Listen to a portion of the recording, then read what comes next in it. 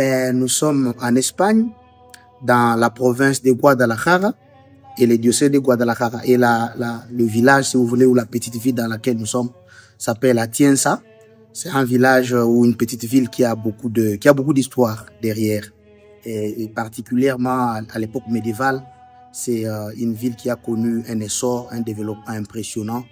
C'est la raison pour laquelle lorsque vous circulez dans la ville, les monuments et toutes les maisons que vous rencontrez nous parlent justement, nous racontent par eux-mêmes l'histoire merveilleuse et glorieuse de cette petite ville qui s'appelle Atienza.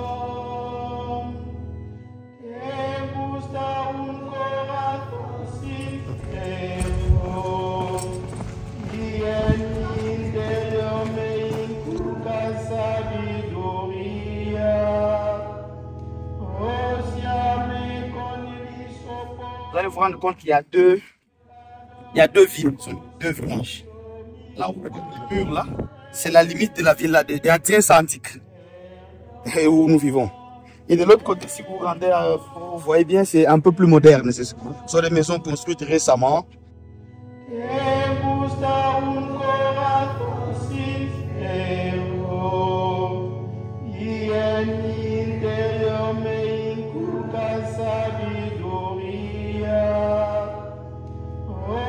C'est une ville d'abord pittoresque, hein, on peut dire par son positionnement. Cette ville est située sur la montagne. Elle a un aspect justement attrayant et beaucoup de gens venaient parce que d'ici, vous avez une vue magnifique sur toute la zone. Et elle était aussi stratégique parce que d'ici, on pouvait contrôler les attaques des ennemis parce que rappelons-nous qu'à l'époque médiévale, les combats entre les différents seigneurs pour les possessions, pour les terres, étaient des choses régulières et fréquentes. Je vous montre une autre chose, un autre détail d'Atienza, c'est la muraille, parce qu'Atienza c'est un village protégé comme fortifié.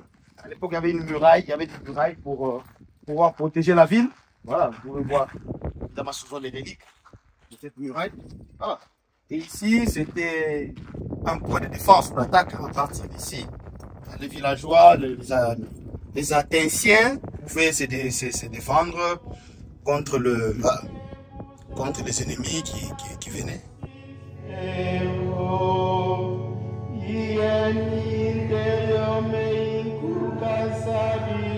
Cette ville a aussi une histoire parce que à l'époque, les habitants de cette ville ont aidé le roi de la région à se maintenir au pouvoir en dénonçant un complot qui était ourdi contre la personne du roi. Et le roi, pour récompenser les habitants d'Atienza, a fait construire beaucoup de monuments et surtout des églises. Figurez-vous, dans ce petit village, nous avons près de 13 églises et qui sont des temples magnifiques, merveilleux jusqu'à ces jours.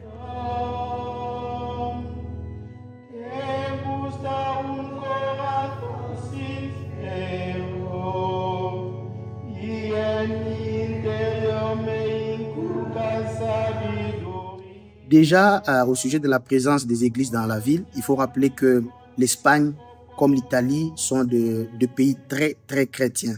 On ne pouvait pas concevoir la construction d'un village sans penser à l'église. Et donc, c'est pratiquement l'État ceux qui construisaient les villes, qui ont construit les églises. Par conséquent, même dans les tout petits villages qui sont ici où il n'y a personne, il y a toujours nécessairement une église. C'est que la foi à l'époque médiévale était très forte.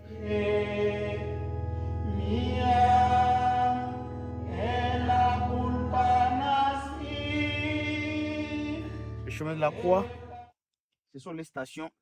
Dans la tradition catholique, le vendredi de carême et le vendredi saint, on fait le chemin de la croix. On essaye de se représenter ce qu'a dû subir Jésus comme affront, comme souffrance. On se met dans la peau du Christ et on l'accompagne donc avec la croix. Et les différentes stations représentent les différents moments. Par exemple, quand Jésus tombe, c'est une station. Quand Jésus est aidé par quelqu'un à soulever sa croix, c'est une station. Quand Jésus se plaint, c'est une station. Et on s'arrête à chaque moment pour méditer et approfondir justement les mystères de la souffrance, de la passion du Christ. C'est ça, le chemin de la croix. Et ici, c'est vraiment un chemin de la croix parce que nous souffrons aussi pour monter. Hein. C'est une petite pente, comme vous pouvez bien le voir.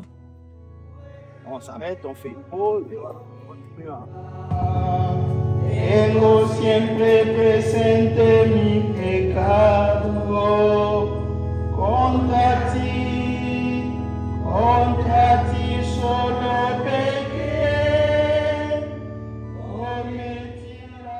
Et on ne pouvait pas concevoir une ville sans une église.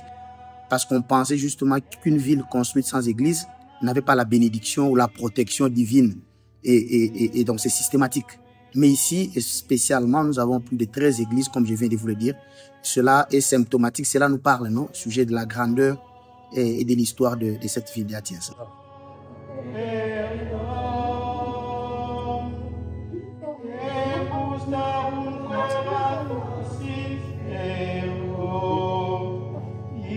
Cette vieille porte, tout un combat pour les ouvrir.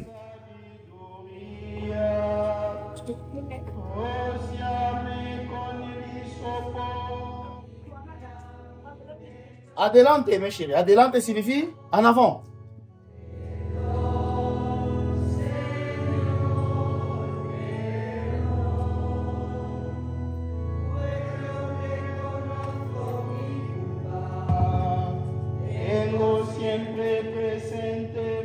Il y a la larme. Ça c'est quoi? C'est quoi? C'est un musée? Un musée, une église.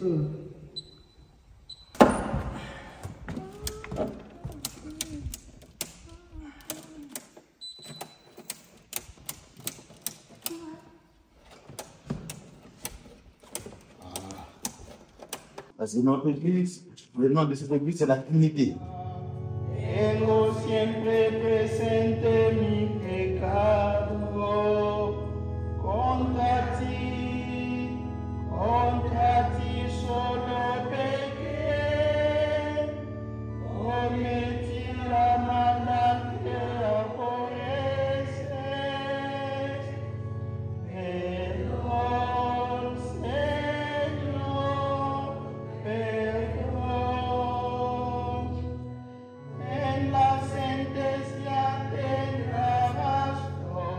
C'est un patrimoine du village, c'est un patrimoine de la communauté autonome, c'est un patrimoine d'Espagne. Et pour cette raison, le gouvernement espagnol ne lésine pas sur le moyen pour essayer d'entretenir et de maintenir en forme ces temples. Effectivement, c'est de l'art. Et nous recevons ici des étudiants qui viennent partout, qui étudient l'art et qui viennent justement voir, commenter, étudier tous les monuments que nous avons ici. C'est précieux. Il y a beaucoup de monuments qui sont en or et il y a beaucoup de petites choses très impressionnantes qu'on peut voir dans nos églises.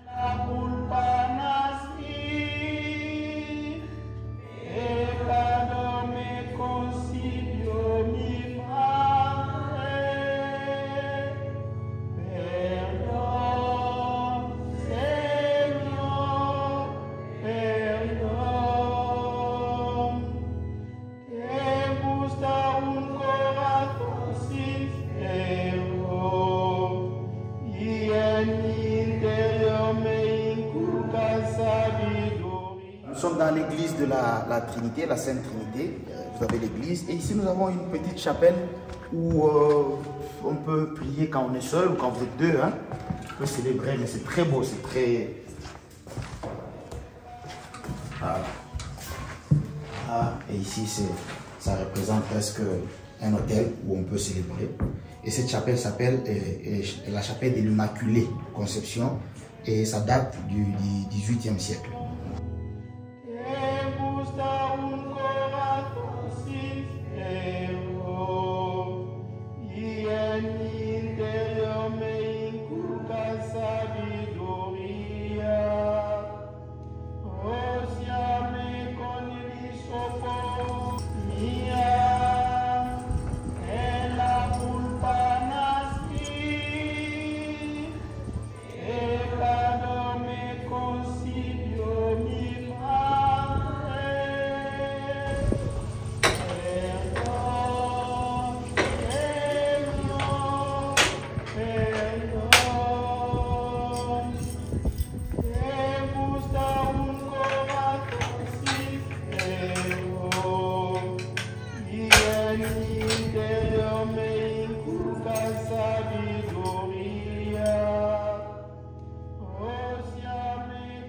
Officiellement, en espagnol, on dit empadronado, c'est-à-dire ceux qui sont inscrits dans le registre de la mairie. C'est 480 personnes par là.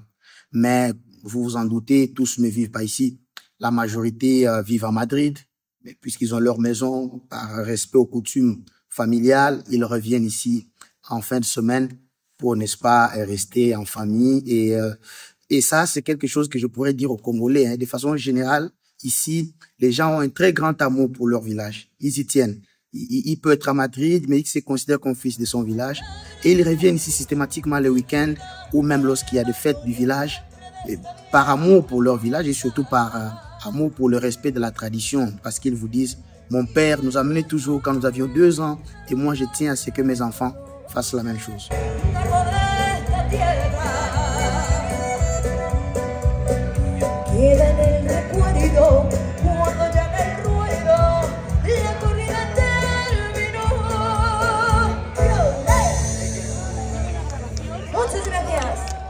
Moi, je suis prêtre de Kikwit, diocèse de Kikwit en RDC, pour ceux qui connaissent dans la province du Kwilu pour le moment. Et nous, comme prêtres, en général, nous ne décidons pas. C'est l'évêque qui choisit de vous envoyer aux études, de vous envoyer dans un autre pays selon son agenda. Et moi, j'ai été choisi donc par mon évêque, Monseigneur Mounounou, paix à son âme. Et après, ce choix-là a été entériné par le nouveau qui est venu, Monseigneur Timothée Bodica, que je salue, que je remercie au passage. Et il a été décidé que je vienne en Espagne pour pouvoir faire des études. Et donc, j'ai débarqué il y a quelques années pour faire des études. Et pour le moment, je suis en train de faire une spécialisation en lettres classiques et chrétiennes à l'université San Damaso de Madrid. Et après avoir fait quelques temps à Madrid, mon évêque est entré en contact avec un autre évêque parce qu'il a voulu qu'après cette expérience, je fasse une autre expérience dans un autre diocèse.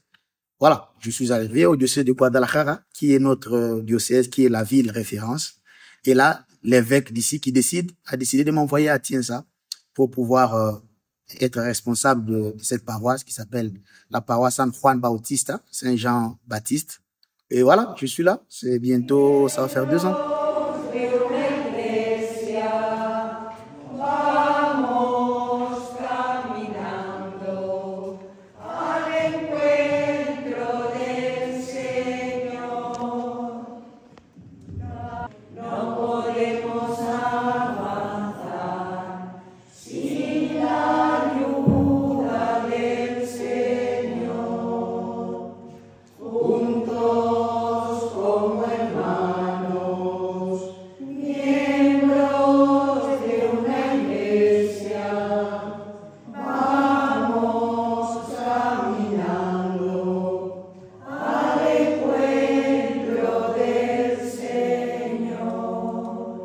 El amor del Padre y la comunión del Espíritu Santo estén con todos vosotros.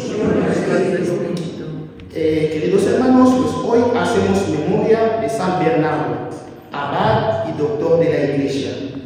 En esta Santa Misa rezaremos también de forma especial por los difuntos de la familia Mas Casper. Au sujet de mon intégration dans ce village, je dois avouer que j'ai eu beaucoup de chance.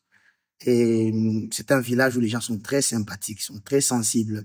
Et voilà, comme moi aussi, je ne suis pas très solennel, je suis assez ouvert, je parle facilement avec les gens et ils m'ont considéré comme un des leurs. Et la plupart sont contents qu'il y ait un prêtre dans leur village parce que c'est pas évident avec l'absence ou la rareté des prêtres, surtout les vocations ici en Espagne, c'est pas évident. Et il y a des villages ici qui n'ont pas de prêtre et qui les cherchent. Et donc, pour les gens de ces villages, qu'il y ait un prêtre, c'était une chance. Et par conséquent, voilà, je me suis senti moi aussi tout de suite à l'aise. Et je vis avec eux, je visite le malade. Et du coup, ils me prennent pour un des leurs. Et nombreux me disent, il faut vraiment pas rentrer, il faut rester ici, vous êtes notre frère. Voilà. Alors, una cosa muy especial, no nos quiere dar las flores, dice que son tuyas, pero bueno.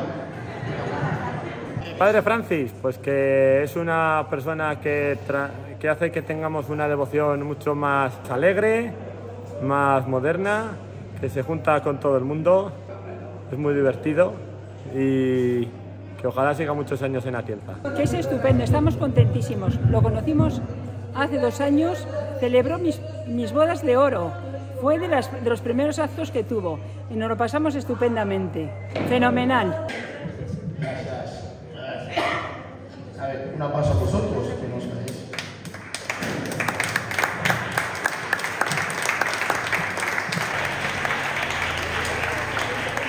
Del Padre Francis es que no se puede decir más.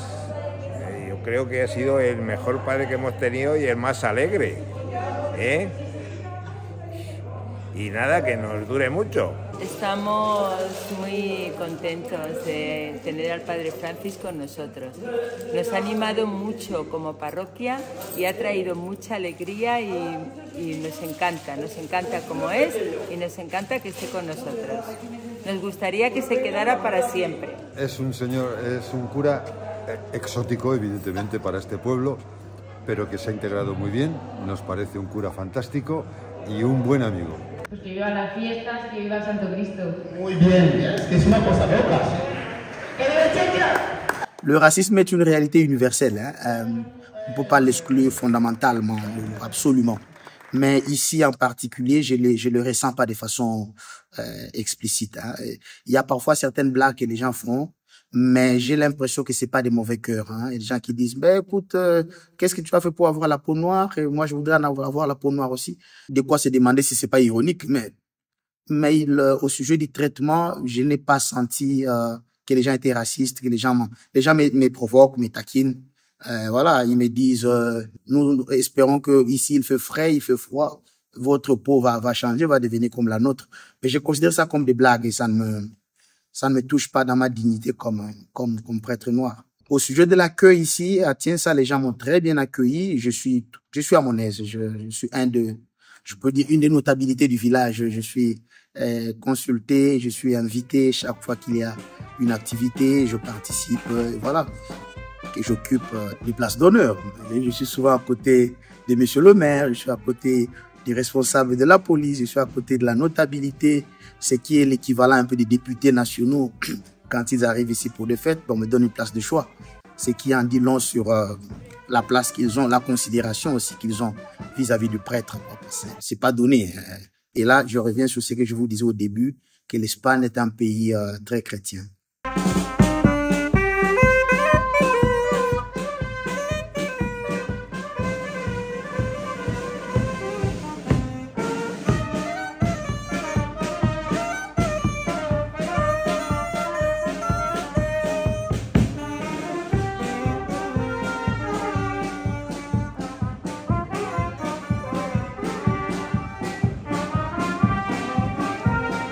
Je suis le seul noir ici et par conséquent, tout le monde me reconnaît, tout le monde me salue. Et voilà, et quand un autre noir passe ici, puisque les blancs parfois disent que nous nous ressemblons tous, il appelle padre aussi, il dit non, moi je suis pas le padre François. Je dis mais vous êtes noir. Il dit oui, mais tous les noirs ne sont pas des padres.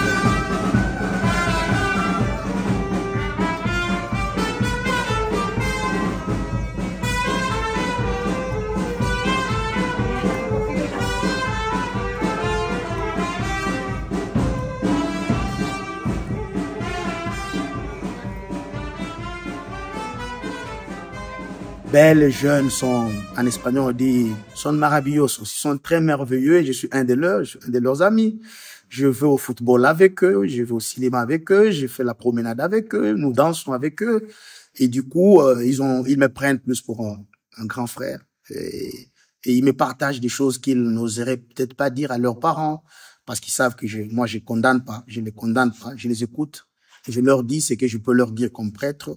Et comme grand frère. Déjà, à la base, moi, je ne suis pas un prêtre religieux, je suis un prêtre diocésain. Et la différence entre un religieux et un diocésain, c'est qu'un diocésain séculier, il vit avec les gens. Et par conséquent, je ne vis pas dans un couvent. On m'a donné une maison où je vis seul. Et j'ai vocation justement à être avec eux. Et parfois, je ne fais rien de spécial. Mais le fait d'être là, déjà, nous rendons l'Église présente, nous rendons l'amour de Dieu, nous lui donnons un visage. Le fait d'être là, de manger avec eux, de danser avec eux, de jouer au football avec eux, déjà, et vous voyez tout de suite qu'ils aiment, qu'ils apprécient et qu'ils trouvent que c'est bien. Et voilà, c'est pourquoi, voilà, je revendique même ce titre de star que de vedette du village que vous me donnez.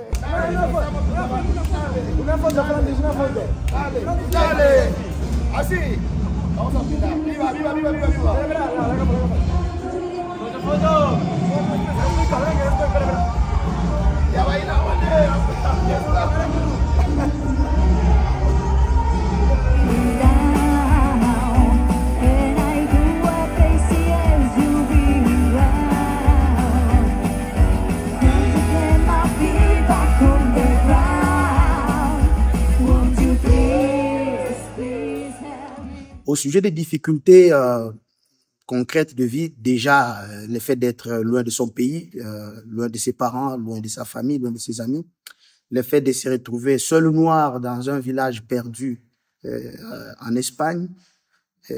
À cela, il faut ajouter le climat qui n'est pas toujours hospitalier. Nous autres ne sommes pas très habitués avec la rigueur de l'hiver. Le fait que parfois au village, il n'y a personne parce que les gens vont travailler et que vous êtes tout seul. Je crois que tout ça constitue des difficultés qui ne sont pas forcément liées au fait d'être prêtre, mais de toute personne qui viendrait ici et qui aurait l'intention de s'établir et de pouvoir vivre dans un pays qui n'est pas sien. Nous nous sentons seuls parfois, mais voilà, ça fait partie aussi de notre vocation, hein, et puisque devenant prêtre, nous avons promis à l'évêque de ne pas nous marier, de ne pas vivre forcément avec nos familles, d'aller où l'évêque nous envoie. Souvent, nous ne le choisissons pas. Voilà, vous pouvez vous sentir seul, mais bon, c'est la mission de Dieu. Nous comptons aussi sur sa grâce et nous comptons aussi sur les prières de ceux qui nous aiment, qui nous accompagnent, et de l'amour aussi que nous rencontrons ici auprès de certaines mamans, de certains papas, de certains jeunes frères qui nous prennent, qui nous considèrent comme amis, petits frères, grands frères. Et cela compense, si vous voulez, dans une certaine mesure, ces difficultés, cette solitude que nous vivons parfois, oui.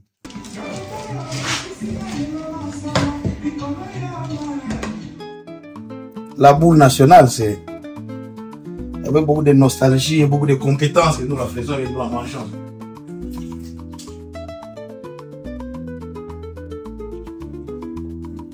Il y a du poulet, si vous pouvez penser aussi les ngaï là-bas. Comment on a fait la poulet?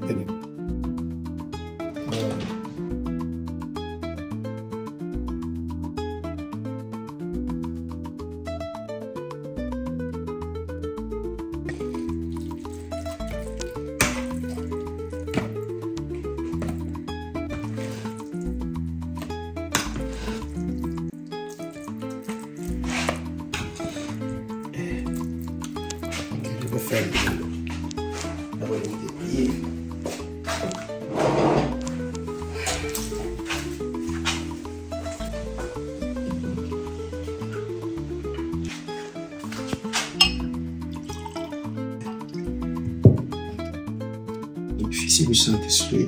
Que le Seigneur bénisse le repas que nous avons partagé au nom du Père, du Fils et du Saint-Esprit. Au sujet de mon départ et de mon séjour ici, je dois avouer que ça dépend des deux facteurs principaux. Le premier facteur, c'est que je suis en train d'étudier, comme je vous le disais. Il faudrait que j'arrive à la fin de mes études. Et dès que j'aurai terminé, je ne dépendrai plus de moi. Il appartiendra à Monseigneur, mon évêque de Kikwit, de décider. Et évidemment, il le fera toujours en intelligence avec l'évêque qui m'a reçu ici.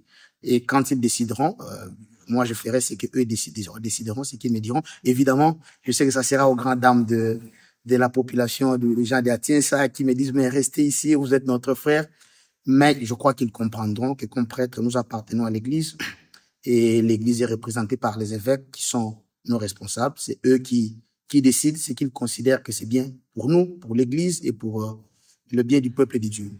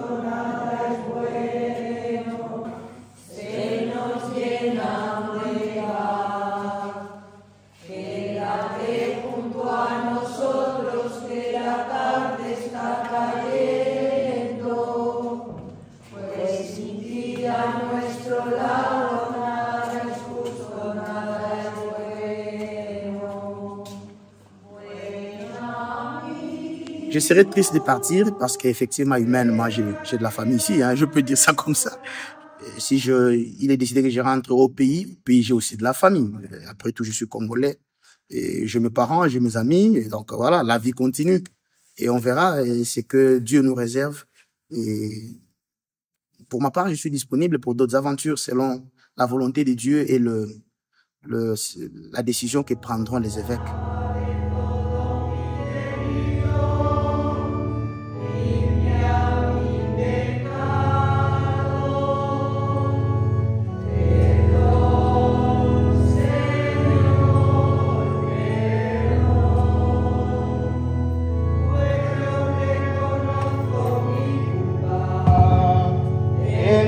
Siempre presente mi pecado contra